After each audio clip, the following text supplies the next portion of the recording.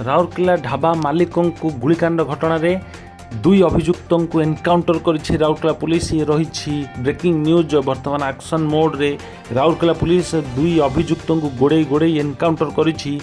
Rourkela police घटना गतकाली विलंबित राति रे घटिछि।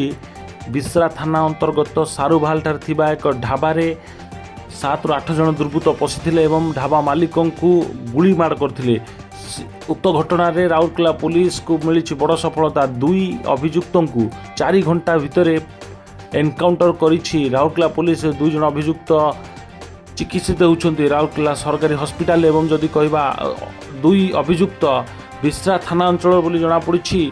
एवं ए घटना रे राउरकेला पुलिस रो कार्यानुष्ठान को नहीं सहरवासी प्रशंसा करिछन्ति एवं सहर रे आईन श्रृंखला स्थिति नियंत्रण हवा दिगरे नहीं चिंता करा जाउछि बा आशा करा जाउछि। ये रही ब्रेकिंग न्यूज वर्तमान आपण देखुछन्ति ओडिशा टुडे। दुई अभियुक्तों को एनकाउंटर करिछि राउरकेला पुलिस। से माने चिकित्सित होउछन्ति सरकारी हॉस्पिटल राउरकेला रे।